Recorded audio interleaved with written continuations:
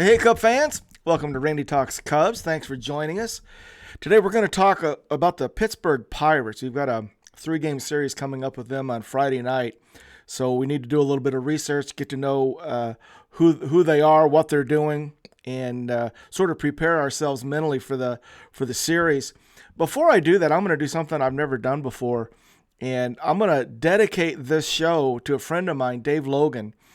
And I don't get to see Dave near as much as I'd like to. He's probably the one person that when we're together and we talk baseball, it goes deep.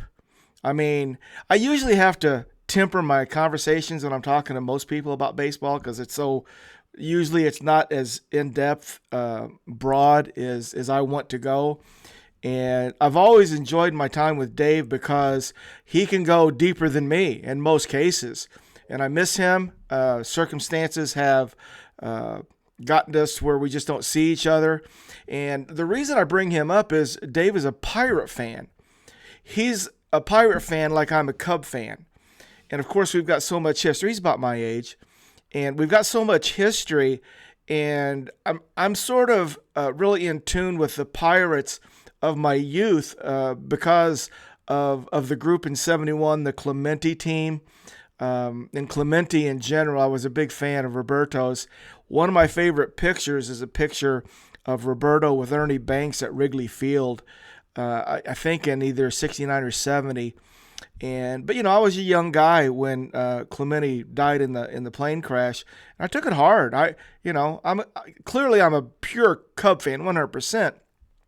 But we saw so much of the Pirates, and in my youth they were good. They won that World Series. I remember Steve Blass finishing, getting the last out, and even the 79 We Are Family Pirates. I had an affinity for them. So, and I love PNC Park. And I think the reason I do is we saw so much of them. I had some players that I liked. I like Pops. I like Sanguian and the Candyman. I just really enjoyed that group. And the fact that I'm doing a Pittsburgh Pirate review makes me think Dave Logan. And I wish he was here with me to do this. So, Dave, I miss you, buddy. But we're going to take 3 from you this weekend. So, all right, let's get into the Pirates. The first thing that we'll do is let's just kind of check out their numbers as a team. Offensively, the Pirates are slashing. Here's their slash. As a team, they're hitting .220 with a .301 on base and a .301 slug for a .630 OPS. By comparison, the Cubs are hitting .233 as opposed to .220. Our on-base percentage is .314 compared to .301, and we're slugging .387, gives us a .701 OPS, so much higher than the Pirates in that regard. Pirates have 281 hits, we have 292. Pirates have 52 doubles, we have 54. Pirates have 27 home runs, we have 40. Pirates have walked 143 times, 5 more than we have, and they've struck out 352 times to our 335. Pirates have 16 stolen bases to our 21. They've only been caught stealing 3 times to our 8, so a little bit more efficient. The Pirates are 17-21 in they're 5 games back in the division. They've got a run differential of -22. They lost their last game to the Angels 5-4 on Wednesday. They're 3-7 in the last 10 games. They're 2 games under 500 at home at 8-10, 2 games under 500 on the road at 9-11. Some of those numbers I just gave you are ranked close to last. Like their slug is 29th in the league, so next to last. Their OPS is 28th. Their average as a team is 27th. Their total home runs is ranks 28th. So offensively, their numbers aren't good. They're way down low on the ranking. So offensively, they looks like they're having some struggles. So let's go and talk about who their lineup is. First, Jason DeLay, catcher's on the injured list. and first baseman Andy Rodriguez is also listed on the injured list. And I'm just going to pick out the sort of their leaders. So Connor Joe, a right-handed hitting first baseman, he leads them in the full slash line. 288 is their lead, their best, 363 on base, 450 slug with 813 OPS. He leads the team in all those categories. Their shortstop, O'Neal Cruz, who I'm actually looking forward to watching, even though I'm afraid that he gets hot and lights us up. But I'm just so intrigued by this shortstop, O'Neal Cruz. Very similar to Ellie De La Cruz that the Reds have. So O'Neal Cruz leads them in home runs with 5. He also leads them in strikeouts with 50. He's hitting 252 with a 299 on base, OPS 692. Brian Reynolds leads them in RBIs with 17 and total hits at 35. He's hitting 240 with a 339 on base and a 390 slug, 34 strikeouts. Their Gold Glove-ish third baseman, Ke'Bryan Hayes, right-hander, he's hitting 240 with a 322 on base, 318 slug, and he's got 31 hits, so Ke'Bryan Hayes. Second baseman, right-handed hitting Jared Triolo, 25 hits, hitting only 208 with a 294 on base, no slug, 250. They've got Jack Suwinski, Chicagoland native, Jack Suwinski, left-handed hitting. It looks like he's struggling a little bit. 178 for the average, only 280 slug, on base at 258, so not great numbers. Right-handed hitting center fielder Michael Taylor, hitting 221, 274 on base, 256 slug. Left-handed hitting first baseman Rowdy Tellez, he's just hitting 200 with a 263 slug. And Kutch, how old is McCutcheon now? I should have checked. I'm sorry. Feels like he's 40. I don't know. DH, right-handed hitting, Andrew McCutcheon. He's only hitting 184 with a 298 on base, 306 slug.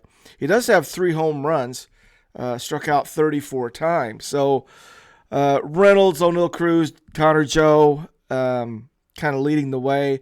We might see Joey Bart.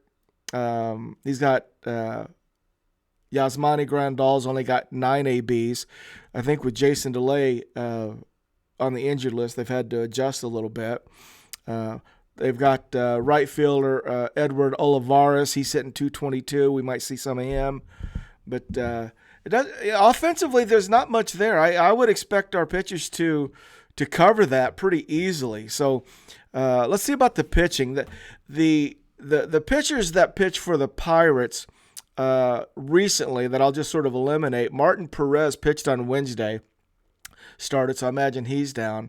And on Tuesday they pitched as a starter reliever Quinn Priester. So I'm gonna assume he's down as well. And I haven't seen it officially, but the rumor is that we're gonna see Paul Skeens on Saturday. Paul will be making his major league debut if that happens on Saturday. Former number 1 overall pick, and all I've heard is what I've heard, but my understanding is he's some kind of electric, 21-year-old out of LSU. So I'm torn there. Definitely looking forward to see Paul Skeens, but I'm afraid with the way things are going for us offensively, it could be too much for us. I don't know. We're about to find out. So from a pitching perspective, they're pretty good staff. I think we're going to see some good pitchers. As a staff, their 3.70 ERA is better than our 3.75. They've given up less hits at 294 to our 305. They do give up more home runs. They've given up 41 bombs to our 32. They've only walked 113 to our 122. And strikeouts are about the same. We're just 1 more than them in terms of Ks. So pitching is how they're getting their wins, it looks like. So if we go Tyone on Friday, Assad on Saturday, and Steele on Sunday, which is how it lines out for me, unless there's something that we don't know about. And they go Skeens on Saturday, which is what I've heard. I've got three other pitchers that we should pay attention to. The first one is Jared Jones, right-handed pitcher, 2.63 ERA, 7 starts, 41 innings, 52 strikeouts, 5 walks, sub-1 whip, .78, average against 184, giving up 7 home runs. So Jared Jones, it's a potential that we see him. How it lines out for me, we might see him on Friday. Then Bailey Falter has a 4.34 ERA, 7 starts, 37 and a third, 26 strikeouts, 9 walks. Whip is good, 1.02, average against 215, and Bailey Falter's a lefty. According to their depth chart, their ace is Mitch Keller, right-hander, 4.41 ERA, 8 starts, 49 innings, 44 strikeouts, 16 walks, 1.33 whip, 261 average against. So Jared Jones, Bailey Falter, Mitch Keller, and Paul Skeens are kind of how it lines up against our Tyone, Assad, and Steele.